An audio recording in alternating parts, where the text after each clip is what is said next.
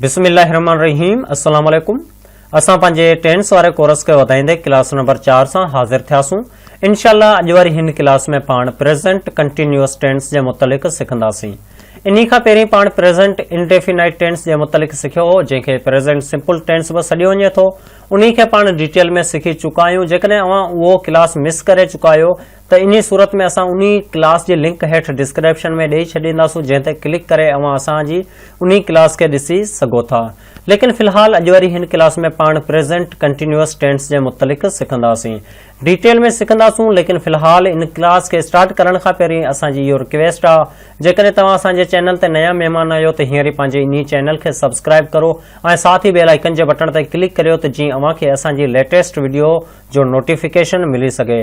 जेकॾहिं तव्हां असांखे सपोर्ट करणु चाहियो था त इन सूरत में अव्हां असांजी इन वीडियो खे लाइक करे छॾियो। त स्टार्ट कंदा आहियूं पंहिंजी प्रेज़ेंट कंटिन्यूअस टेंस वारी क्लास खे।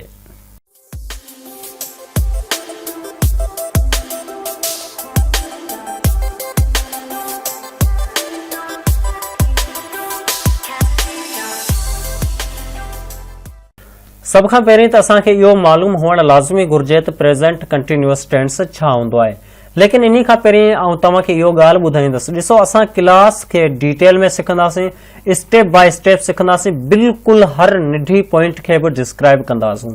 इन लाइ क्लास थी सघे थी वॾी थी वेंदी, लेकिन उन जो अव्हांखे टेंशन नाहे वठिणो। अव्हां पंहिंजी इन क्लास खे डाउनलोड करे सघो था। लेकिन फ़िलहाल इन क्लास खे डिटेल में ॾिसो ऐं सम्झो ऐं तंहिंखां पोइ ई इन क्लास खे डाउनलोड कजो। सभ खां पहिरीं असां ॻाल्हि करे रहिया आहियूं त प्रेज़ेंट कंटिन्यूअस टेंस जे मुतलिक़ इल्मु हुअणु लाज़मी आहे। त प्रेज़ेंट कंटिन्यूअस टेंस छा हूंदो आहे? ॾिसो, हाणे असां तव्हांखे प्रेज़ेंट कंटिन्यूअस टेंस जो कॉन्सेप्ट सम्झाईंदासीं। कॉन्सेप्ट सम्झाइण खां पोइ इन जी सिंधी में सुञाणप सिखंदासूं। लेकिन फ़िलहाल पाण इन जो कॉन्सेप्ट सम्झूं था, अव्हांखे फोकस ॾियणो आहे त प्रेज़ेंट कंटिन्यूअस टेंस जो कॉन्सेप्ट कहिड़ो आहे, मतिलबु त प्रेज़ेंट कंटिन्यूअस टेंस छा हूंदो आहे। ॾिसो, प्रेज़ेंट कंटिन्यूअस टेंस हिकु अहिड़ो ज़मानो हूंदो आहे जंहिं ज़मान में असां को कमु स्टार्ट कयो हुजे लेकिन उन खे अञा ख़तमु न कयो हुजे, त अहिड़े कम खे पाण सॾींदा आहियूं प्रेज़ेंट कंटिन्यूअस टेंस। क्लियर थी चुको आहे त प्रेज़ेंट कंटिन्यूअस टेंस छा हूंदो आहे, इन जो कॉन्सेप्ट कहिड़ो आहे। इन जो कॉन्सेप्ट इहो आहे त असां को बि कमु स्टार्ट कयो हुजे लेकिन उहो कमु ख़तमु न थियो हुजे, मतिलबु अञा उहो कमु हली रहियो हुजे, अहिड़ी ॻाल्हि खे पाण प्रेज़ेंट कंटिन्यूअस टेंस सॾींदा आहियूं। क्लियर आहे त प्रेज़ेंट कंटिन्यूअस टेंस छा हूंदो आहे? अहिड़ो कमु जेको असां स्टार्ट कयो हुजे, जेको असां शुरू कयो हुजे लेकिन अञा ख़तमु न थियो हुजे, अहिड़ी ॻाल्हि खे प्रेज़ेंट कंटिन्यूअस टेंस सॾियो वञे थो। इहो कॉन्सेप्ट क्लियर आहे? जेकॾहिं नाहे क्लियर त अॻिते हली अव्हांजो इहो क्लियर थी वेंदो। असां फ़िलहाल सिखूं था प्रेज़ेंट कंटिन्यूअस टेंस जी सिंधी में सुञाणप कहिड़ी आहे। ॾिसो, सिंधी में सुञाणप असां छो सिखंदा आहियूं, इहो असां लाइ इन लाइ ज़रूरी आहे ताकी असांखे इहो ख़बर पइजी सघे त फ़िलानो जुमिलो कहिड़े टेंस जो आहे।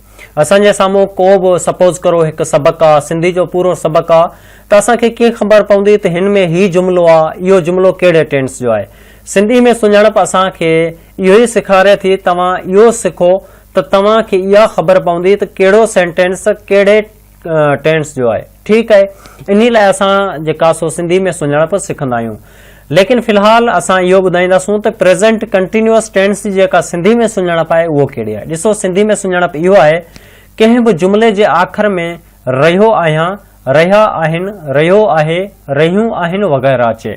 एतिरे ताईं सम्झी विया त प्रेज़ेंट कंटिन्यूअस टेंस जी जेका सिंधी में सुञाणप आहे उहो इहो आहे त कंहिं बि जुमिले जे आख़िर में रहियो आहियां, रहिया आहिनि, रहियो आहे या रहियूं आहिनि वग़ैरह हुजे, त अहिड़े जुमिले खे पाण सॾींदासीं इहो जुमिलो प्रेज़ेंट कंटिन्यूअस टेंस जो जुमिलो आहे। इन जा मिसाल सिखूं था। ॾिसो, हींअर असीं ॻाल्हि करूं पिया प्रेज़ेंट कंटिन्यूअस टेंस जी सिंधी में सुञाणप। फ़िलहाल पाण अंग्रेज़ी ॾांहुं कोन विया आहियूं, अफर्मेटिव खे कोन पिया सिखूं, नेगेटिव या इंट्रागेटिव खे कोन पिया सिखूं, इन जी फॉर्मेशन कोन पिया सिखूं।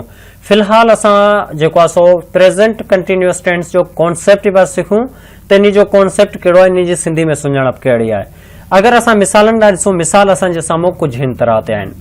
ही कार हलाए रहियो आहे, ही गुल पटी रही आहे, उहे कंप्यूटर हलाए रहिया आहिनि, असद सबक़ यादि करे रहियो आहे, असीं क्रिकेट खेॾी रहिया आहियूं। हिते तव्हां गौर करियो त हर जुमिले जे आख़िर में जेको आहे सो रहियो आहे या वरी रही आहे, रहिया आहिनि, रहियो आहे या रहिया आहियूं। अहिड़ो को लफ़्ज़ अचे पियो, असां पहिरीं इहो ॿुधायोसीं त जुमिले जे आख़िर में ही अल्फाज़ हुजनि। हिते बि ॾिसो इहे ई अल्फाज़ अचनि पिया त इन्हनि सेंटेंसनि खे, इन्हनि जुमलनि खे पाण सॾींदासीं ही जुमला प्रेज़ेंट कंटिन्यूअस टेंस जा आहिनि। क्लियर थी चुको त प्रेज़ेंट कंटिन्यूअस टेंस छा हूंदो आहे, इन जी सिंधी में सुञाणप कहिड़ी आहे, उन जा मिसाल बि ॾिठासीं। छा सिखियो हो त प्रेज़ेंट कंटिन्यूअस टेंस हिकु अहिड़ो ज़मानो हूंदो आहे जंहिंमें पाण को कमु शुरू कयो हुजे लेकिन ख़तमु न थियो हुजे, मतिलबु त उहो कमु हली रहियो हुजे, अहिड़ी ॻाल्हि खे पाण प्रेज़ेंट कंटिन्यूअस टेंस सॾींदा आहियूं।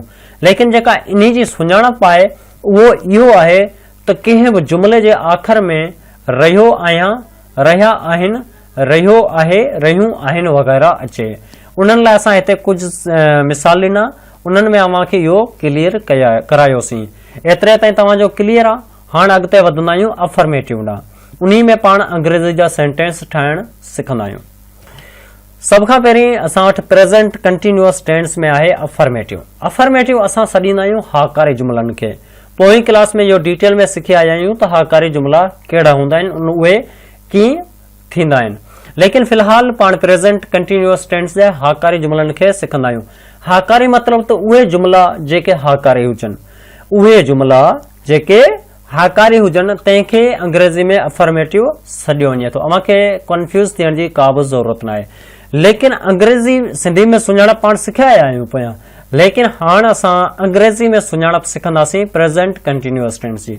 उहो इहो आहे त इन लाइ हिकु फॉर्मेशन हूंदी आहे, उन फॉर्मेशन खे ॾिसी करे पाण सॾी सघूं था त ही सेंटेंस प्रेज़ेंट कंटिन्यूअस टेंस जो आहे। उहो सेंटेंस जेको आहे सो हिन फॉर्मेशन ते ई डिपेंड कंदो, जंहिंमें असां वटि सभ खां पहिरीं सब्जेक्ट हूंदो, पोइ इज़, एम या वरी आर हूंदो। ही हेल्पिंग वर्ब आहिनि, ठीकु आहे, इन्हनि खे हेल्पिंग वर्ब सॾियो वञे थो।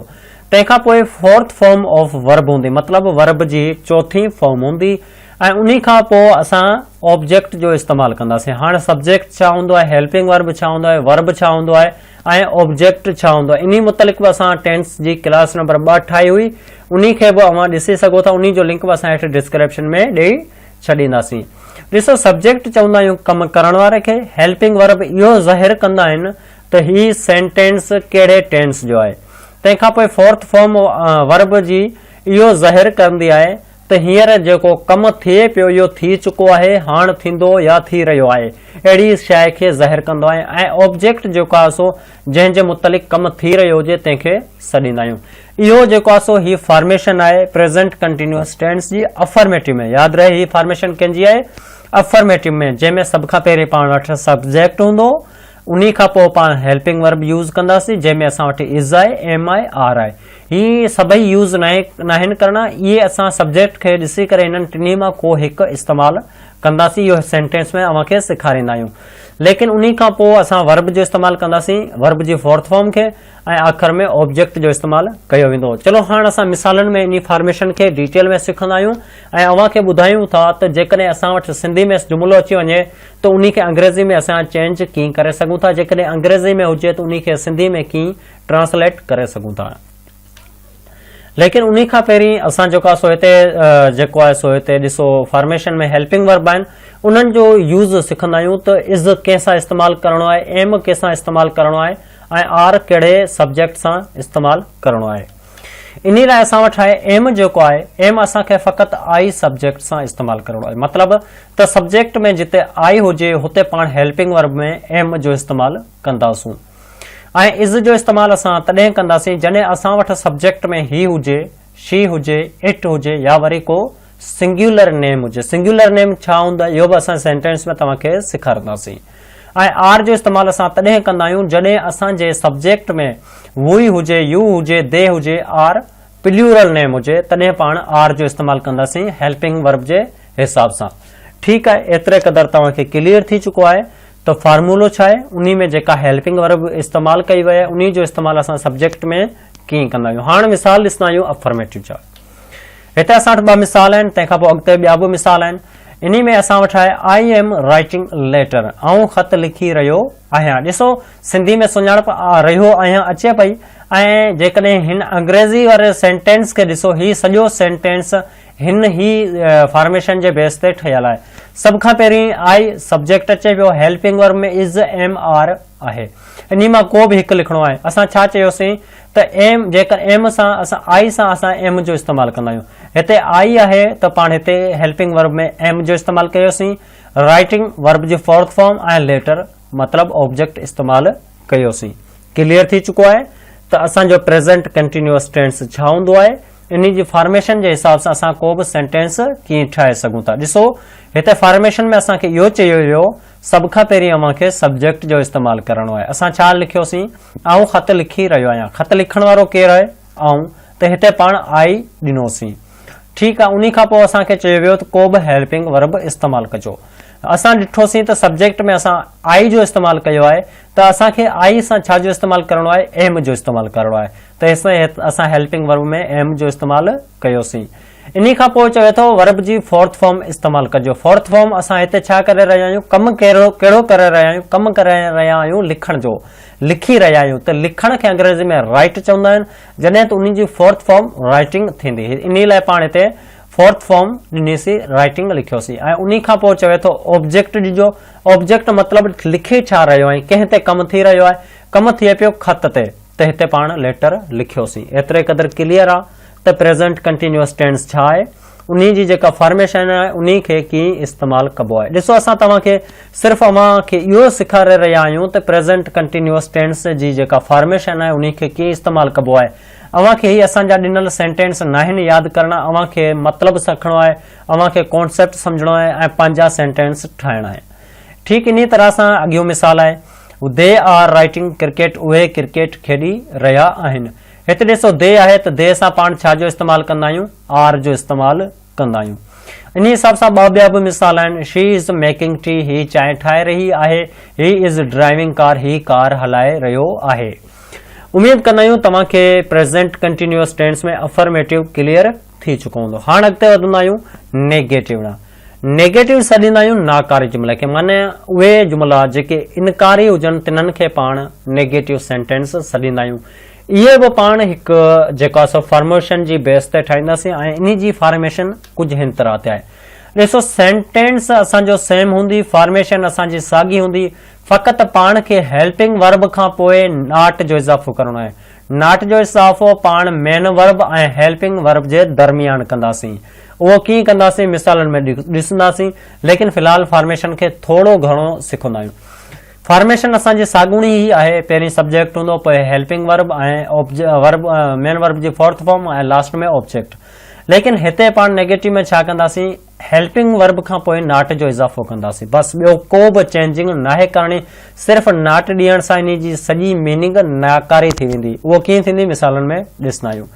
मिसाल असां वटि साॻूणा ई आहिनि, I am not writing letter. पहिरीं असां छा चयो हो त आऊं ख़त लिखी रहियो आहियां, लेकिन हाणे चयो थो I am not writing letter, मतिलबु आऊं ख़त न लिखी रहियो आहियां। असां छा कयोसीं, ही आहे हेल्पिंग वर्ब, ही आहे मेन वर्ब। मेन वर्ब ऐं हेल्पिंग वर्ब में पाण फ़क़ति नॉट जो इज़ाफ़ो कयोसीं। इन तरह सां तव्हांखे हर सेंटेंस में सिर्फ़ु हेल्पिंग वर्ब ऐं मेन वर्ब जे दरमियान नॉट जो इज़ाफ़ो करण सां उहो नेगेटिव में चेंज थी वेंदो। इन हिसाब सां ॿिया बि असांजा मिसाल आहिनि, जीअं they are not playing cricket, she is not making tea, he is not driving car. उम्मीद कंदा आहियूं अव्हांखे नेगेटिव बि सम्झी वियो हूंदो। ॾिसो असां अव्हांखे इहो ज़रूरी न आहे त हर सेंटेंस असां ई सम्झायूं, बल्कि अव्हांखे इहो सिखणो आहे त इन जो कॉन्सेप्ट कहिड़ो आहे, साईं कहिड़े हिसाब सां ठाहे पियो। छाकाणि त ॾिसो टेंस जेके ई आहिनि सभई हिकु फॉर्मेशन ते ई डिपेंड कंदा आहिनि। फॉर्मेशन खे ॾिसी करे असां सेंटेंस ठाहींदा आहियूं। असां जेको आहे सो टेंसन में फॉर्मेशन जेकॾहिं सम्झी वियासीं त बाक़ी सेंटेंस असां पंहिंजे हिसाब सां ठाहे सघूं था, ऐं उहो ई फॉर्मेशन अव्हांखे असां डिटेल में सेखारे रहिया आहियूं। हाणे हलंदासीं आख़िरी स्टेप तां, जेको असांजो इंट्रोगेटिव हूंदो, जंहिंखे असां सवालिया सॾींदा आहियूं। 3 नंबर ते पाण वटि आहे इंट्रोगेटिव, जंहिंखे असां सवालिया सॾींदा आहियूं। इहो बि हिकु फॉर्मेशन ते ई डिपेंड कंदो आहे। इन लाइ बि हिकु फॉर्मेशन आहे, उहो फॉर्मेशन कुझु हिन तरह ते आहे। हिन फॉर्मेशन में फ़क़ति एतिरी चेंजिंग आहे, जेको सो पाण पहिरीं नेगेटिव या अफर्मेटिव में छा कंदा हुआसीं त सब्जेक्ट खां पोइ हेल्पिंग वर्ब जो इस्तेमालु कंदा हुआसीं, लेकिन हाणे सवालिया में छा कंदासीं, हेल्पिंग वर्ब खे सब्जेक्ट खां पहिरीं इस्तेमालु कंदासीं, पोइ सब्जेक्ट ॾींदासीं, इन खां पोइ फोर्थ फॉर्म ऑफ वर्ब ईंदी ऐं ऑब्जेक्ट ईंदो, ऑब्जेक्ट खां पोइ असां क्वेश्चन मार्क ॾींदासीं। ॾिसो अवां जो सेंटेंस तेसीं ताईं सही नथो थी सघे जेसीं ताईं अवां उन में क्वेश्चन मार्क इस्तेमालु नथा करियो। भले अवां हेल्पिंग वर्ब जो पहिरीं इस्तेमालु करो, पोइ सब्जेक्ट ॾियो, पोइ वर्ब ॾियो, पोइ ऑब्जेक्ट ॾियो, जेकॾहिं अवां सिर्फ़ु क्वेश्चन मार्क न ॾिनी त अवां जो सेंटेंस ग़लति हूंदो, सही नथो थी सघे। तव्हांखे इहो यादि रखिणो आहे त असां इंट्रागेटिव सेंटेंस में हमेशह क्वेश्चन मार्क लाज़मी ॾींदासीं ऐं क्वेश्चन मार्क हमेशह सेंटेंस जे आख़िर में इस्तेमालु कबी आहे। चलो इन खे डिटेल में सिखण लाइ मिसाल कंदा आहियूं, मिसालनि में इन खे डिटेल में सिखंदा आहियूं। मिसाल असां वटि सेम ई हूंदा, ही सेम असां मिसाल इन लाइ ॾेई रहिया आहियूं ताकी अव्हां जो कॉन्सेप्ट सम्झी सघो। असांखे ॿिया मिसाल ई तव्हांखे अंग्रेज़ी जा सेंटेंस सिंधी में न आहिनि सम्झाइणा, अव्हांखे कॉन्सेप्ट सम्झाइणो आहे, इन लाइ असां मिसाल सेम ई रखिया आहिनि।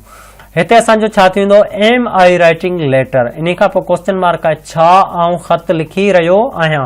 हाणे इन जी माना छा असां निकिरंदी, पाण पहिरीं जुमले जे पहिरीं छा जो इस्तेमालु कंदासीं, छा आउं ख़त लिखी रहियो आहियां। इन लाइ अंग्रेज़ी में छा कंदासीं, हेल्पिंग वर्ब खे पहिरीं इस्तेमालु कंदासीं। जीअं हिते एम हेल्पिंग वर्ब असांजे सब्जेक्ट खां पहिरीं इस्तेमालु कयल आहे। इन हिसाब सां आर दे प्लेइंग क्रिकेट, छा उहे क्रिकेट खेॾी रहिया आहिनि। इज़ शी मेकिंग टी, छा ही चांहि ठाहे रही आहे। इज़ ही ड्राइविंग कार, छा ही कार हलाई रहियो आहे। ॾिसो ही हो असांजो main concept present continuous tense जे मुतलिक़, जंहिंमें पाण इहो सिखियोसीं त प्रेज़ेंट कंटिन्यूअस टेंस छा आहे, इन जी सिंधी में सुञाणप कहिड़ी आहे, इन जी फॉर्मेशन कहिड़ी हूंदी आहे, फॉर्मेशन में हेल्पिंग वर्ब कहिड़ो हूंदो आहे। उन खां पोइ पाण इहो ॿुधायोसीं त इन हेल्पिंग वर्ब या वरी इन फॉर्मेशन खे कीअं इस्तेमालु कबो आहे।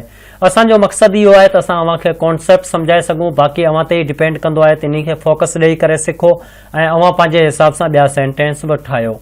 उमेद कंदा आहियूं त अॼु वारी ही कंप्लीट क्लास तव्हांखे डिटेल में सम्झ में अची चुकी हूंदी। जेकॾहिं अञा बि को असांखां ग़लती थी चुकी हुजे या वरी अव्हांखे को कॉन्सेप्ट सम्झ न आयो हुजे त अव्हां असांखे कमेंट करे उहा ॻाल्हि पुछा करे सघो था। इनशाला असां अव्हांखे उहा ॻाल्हि लाज़मी सम्झाईंदासूं। लेकिन फ़िलहाल अॼु वारी हिन क्लास खे हिते ख़तमु कंदासूं।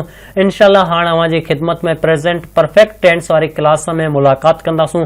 तेसीं ताईं असांखे ॾियो इजाज़त। अल्लाह निगहबान।